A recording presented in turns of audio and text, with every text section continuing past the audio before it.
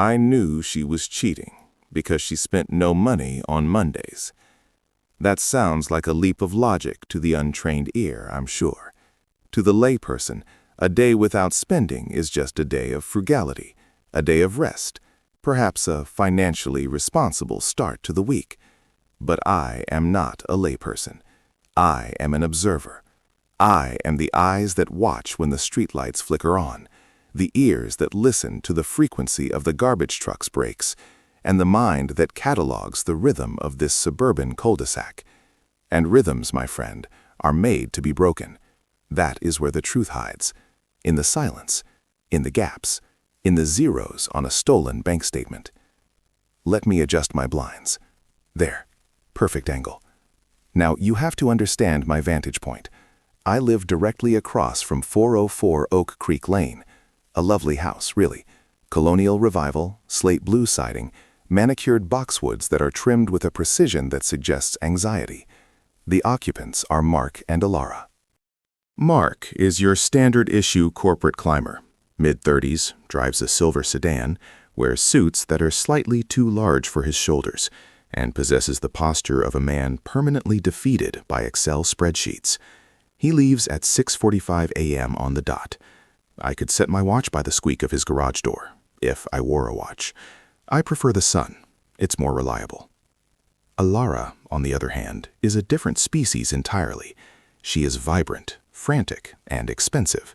She consults, which in this neighborhood usually means she has an Instagram account and a lot of free time. She drives, or drove, I should say, a pearl-white SUV that costs more than my house, and she loves to spend. I know this because I have access. Let's not get bogged down in the legalities of how I acquire the mail.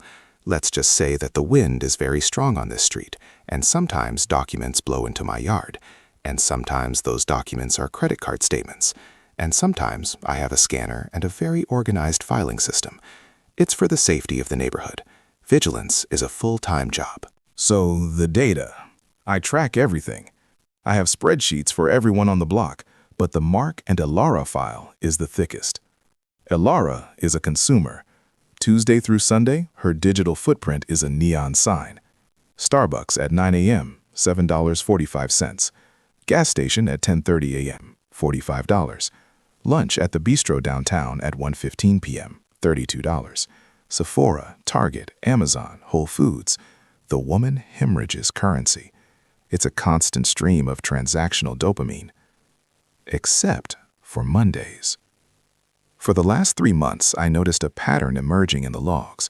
Week 1, Monday, total spend, $0. Week 2, Monday, total spend, $0. Week 3, Week 4, Week 5, the pattern held. On Mondays, Alara, a woman who cannot walk past a vending machine without tapping her card, became a ghost.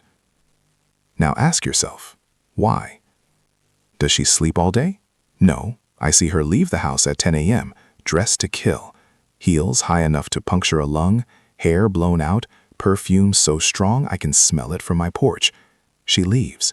She is gone for 6 hours. She returns. If she is out for 6 hours, she needs to eat. She needs to drink. She needs gas, but the joint account shows nothing. Her personal account shows nothing. Conclusion: someone else is paying. This is the thrill of the hunt, the deduction. It wasn't a text message or a lipstick stain that gave her away. It was the silence of the algorithm. She was being kept.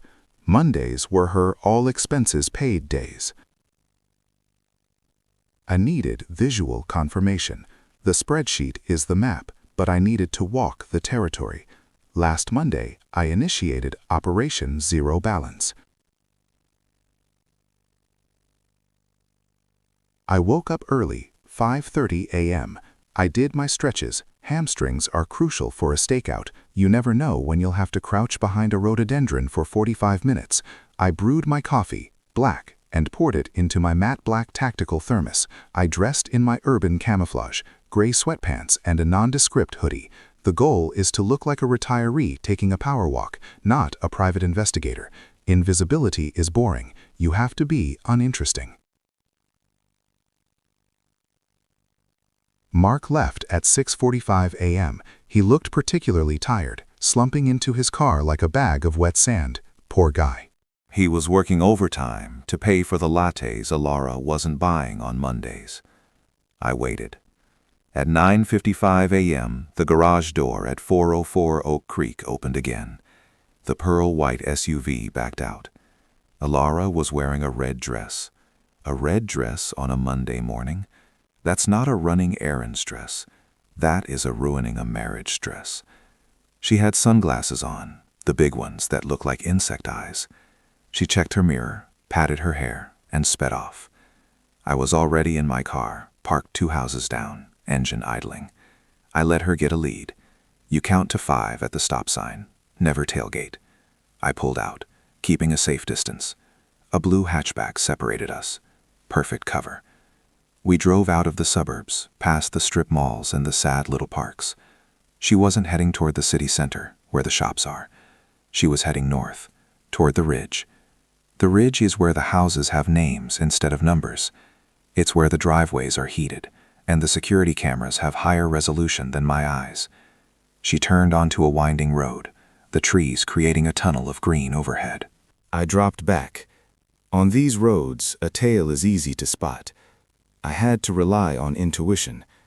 There's only one destination up here that fits her profile. The Cliffside Hotel? No, too public. A private residence. I rounded a bend and saw her SUV turning through a massive iron gate. It was open. She glided through. I pulled over onto the soft shoulder, jamming my car behind a cluster of pines. I grabbed my binoculars, Nikon Monarchs, 10 by 42, excellent low-light performance, and scrambled up a small embankment to get a view through the trees. The house was a monstrosity of glass and steel, cantilevered over the ravine.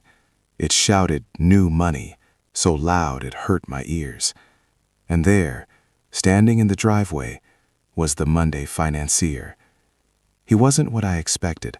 I thought it would be a younger guy, a personal trainer maybe. But no, this man was older, silver-haired, wearing a cashmere sweater that probably cost more than my car. He held a glass of champagne at 10:30 a.m. Alara stepped out of the car. She didn't just walk, she strutted.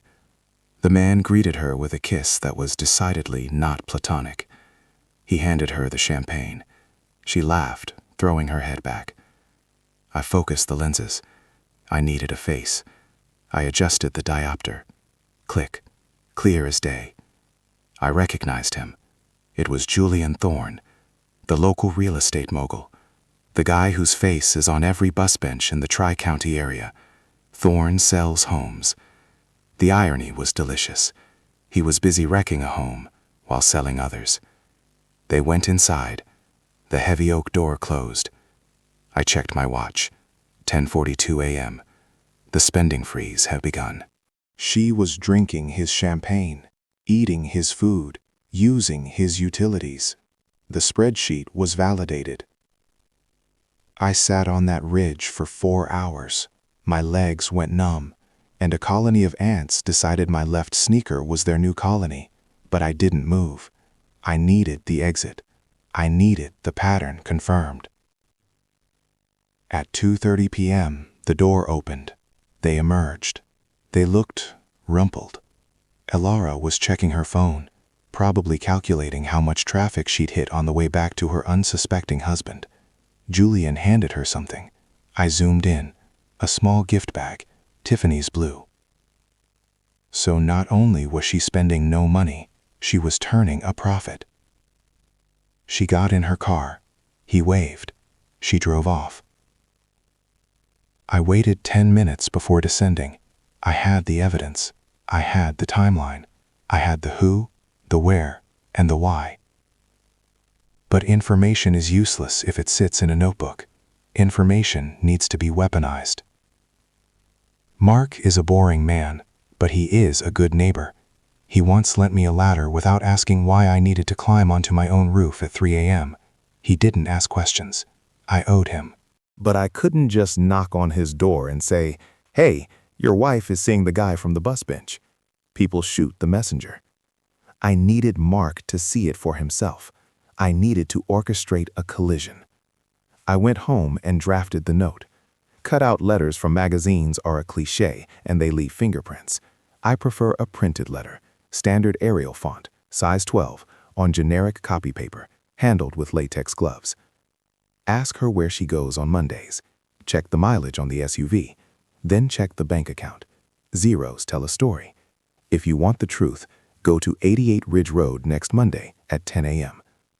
Short, punchy, disturbing. I slipped it into his mailbox at 2 a.m. on Friday.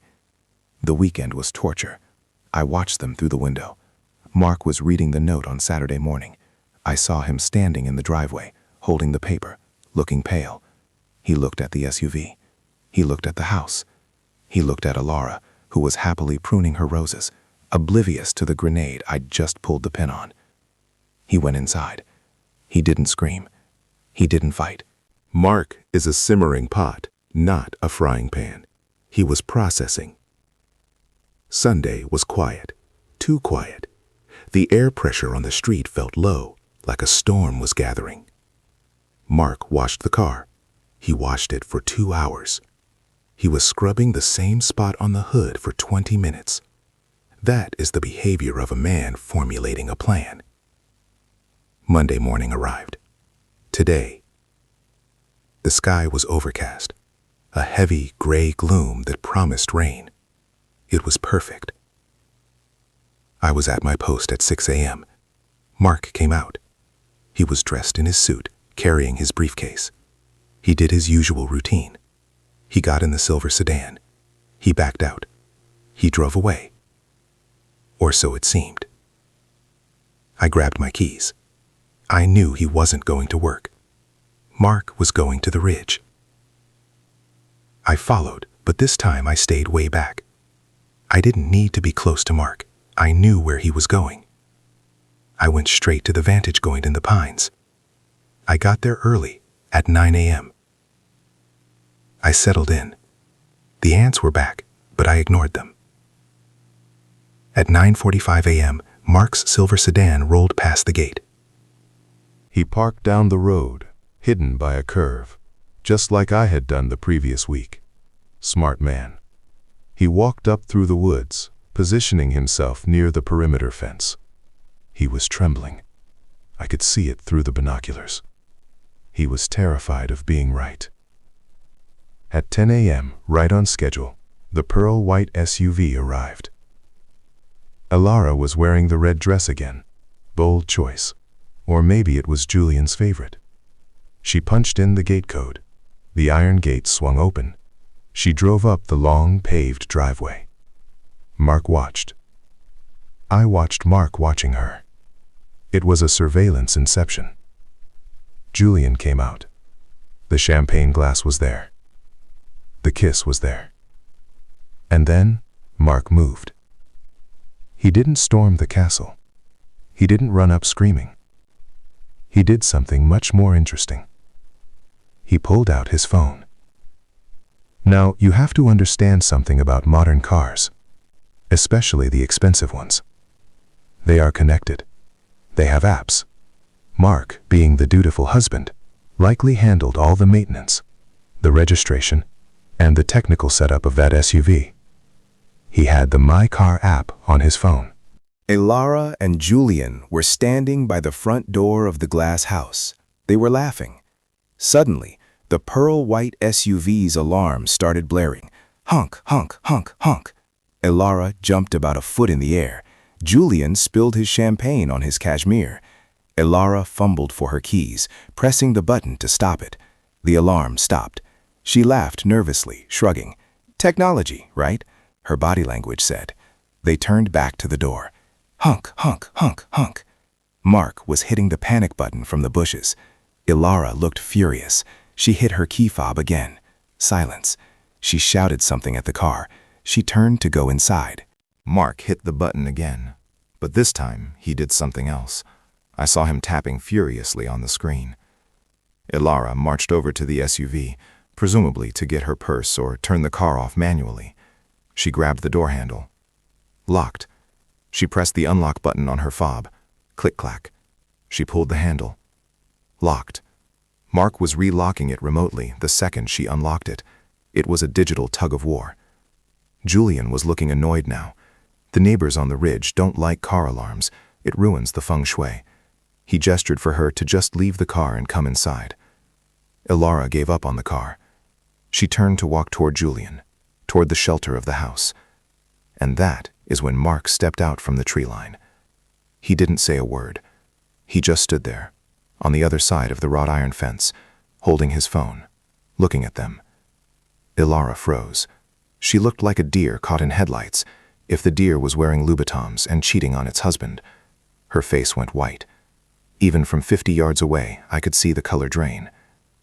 Julian looked confused. "Who is this?" he seemed to ask. Ilara took a step toward Mark. "Mark, wait!" I imagined her screaming. Mark didn't wait. He tapped his phone one more time. The trunk of the SUV popped open. And then the heavens opened. Not the rain, though that was starting to fall in a slow, miserable drizzle. I'm talking about the irrigation system.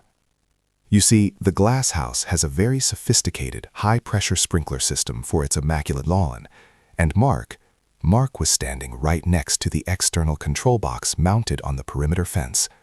The box that the landscapers use. The box that was, foolishly, left unlocked. I watched Mark flip a switch. Thwack, thwack, thwack. 20 industrial-grade sprinkler heads erupted simultaneously. The water pressure on the ridge is immense. Jets of water blasted across the driveway. Ilara was directly in the crossfire. The first blast hit her square in the chest, soaking the red dress instantly. Her hair, the product of a $200 blowout, collapsed into a wet, sad curtain. She screamed, slipping on the wet cobblestones. Julian tried to run inside, but the automatic sliding glass door, which operates on a sensor, was confused by the sheets of water hitting it. It wouldn't open. He was trapped on the porch, getting pummeled by a rotor sprinkler that seemed to have a personal vendetta against Kashmir. Ilara tried to run to the car, but Mark had locked it again. She yanked on the handle. Nothing. She pounded on the window. She was drenched, shivering, her makeup running in dark streaks down her face. She looked like a raccoon that had survived a shipwreck. She turned to Mark, pleading. She was shouting, waving her arms. Mark just looked at her. He looked at the man on the porch. He looked at the chaos he had unleashed. Then he turned around, walked back to his silver sedan, and drove away. He left her there. No ride. The car locked. The keys likely inside her purse, which was locked inside the car. Or she had them, but the remote override blocked her. The lover soaking wet and furious. But the universe wasn't done. Oh no, I promised you karma, didn't I? Ilara, in her panic and blindness from the water, tried to run toward the gate to chase Mark. She forgot one crucial detail about Julian's property.